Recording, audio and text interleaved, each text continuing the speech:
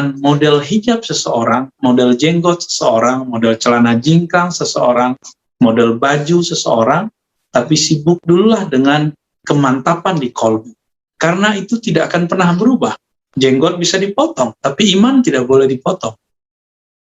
Baju boleh diganti, model jilbab boleh dirubah, tapi model iman tidak boleh ditawar dan berubah-ubah. Pandemi seperti ini adalah ujian terberat bagi orang-orang yang dulu imannya iman simbol, iman dari zahir, bukan iman yang dimulai dari dalam kolbu. Iman yang dari kolbu, iman itu ibarat satu biji yang tumbuh di dalam kolbu. Kolbu disebut kolbu karena dia sangat subur dan elastis. Karena dia disirami dengan cahaya keimanan, cahaya zikir, cahaya kecintaan kepada Allah dan baginda Rasul, maka dia menjadi subur, elastis, dan gampang beradaptasi. Apakah namanya pandemi, apakah namanya wabah, apakah namanya krisis, itu tidak akan mempengaruhi suasana kolbu. Kenapa? Di dalam kolbunya ada rasa yang tidak bisa dibeli dan tidak bisa ditukar.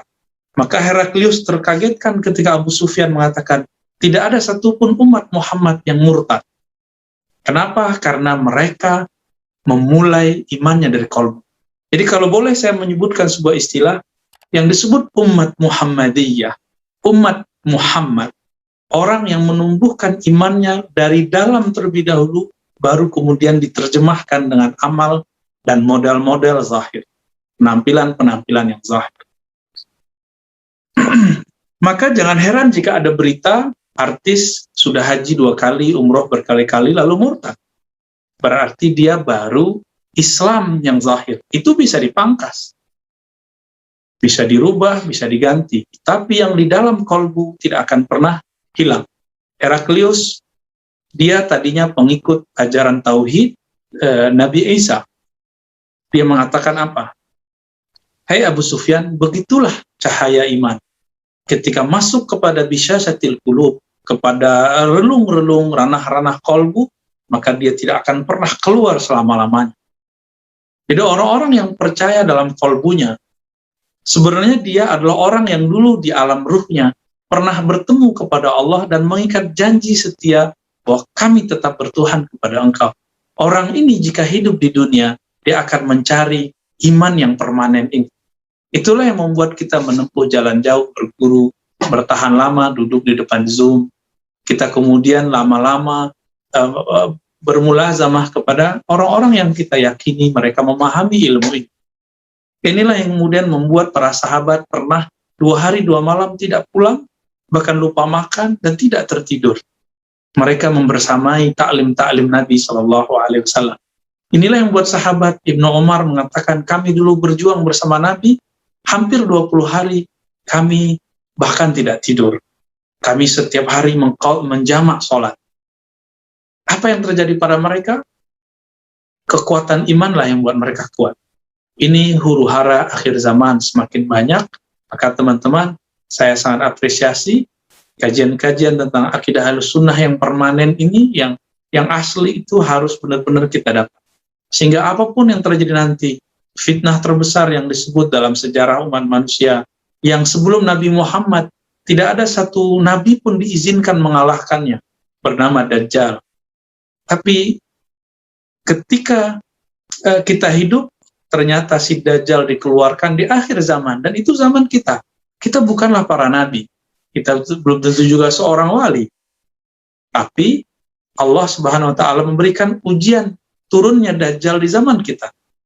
Ada yang disebut fitnatud Dajjal, huru-hara yang disebut oleh Dajjal.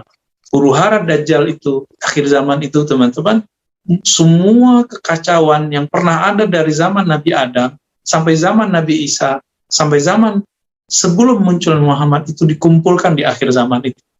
Maka walaupun umur kita cuma 63, 70, bahkan 40, 50, itu apa yang kita rasakan sekarang itu berbanding dengan ratusan tahun orang-orang terdahulu. Maka modalnya cuma satu, tasdik bil qalb. Ada rasa percaya yang tumbuh dari dalam kolbu, dan dia pasti permanen. Jadi, yang penting syahadat kita sama, kepercayaan kita sama, rukun Islam kita sama, kita boleh berbeda mazhab, boleh berbeda manhaj, boleh berbeda thariqat, boleh berbeda kecenderungan-kecenderungan politik. Ini tidak lama lagi kita akan masuk ke tahun politik kembali. Sebelum 2024 pasti sangat ramai sekali 2022, 2023. Maka jauh-jauh hari saya mengingatkan kepada teman-teman yang sangat saya sayangi, yang saya cintai dengan dalam nama Allah Subhanahu wa taala, tolong nanti jangan lupa kaidah ini. Bahwa pokok keimanan tidak ada di dalamnya kecenderungan politik. Pokok keimanan tidak mengurus perbedaan mazhab dan manhaj. Selama dia masih berukun iman yang 6, rukun Islam yang 5, walaupun partainya berbeda dengan kita, aliran ideologi partainya berbeda dengan kita, ideologi mazhab, manhaj, aliran yang berbeda dengan kita, selama itu tidak bertabrakan dengan rukun Islam, rukun iman, maka kita berlapang dada. Nah, maka teman-teman dimakan Allah, tolong nanti, ya apalagi sahabat-sahabat murni, tetap menjaga kemurnian iman kolbu. Nanti jika ada sahabat pengurus di dalam grup kah, di dalam pertemanan, berbeda partai, berbeda manhaj, berbeda mazhab, tidak kemudian diartikan berbeda pokok keimanan. Ini pengantar yang paling penting untuk siang ini. Ya. Jadi apa inti keimanan? Percaya. Lalu apa cabang iman? Amalan. Di dalam amalan itu ada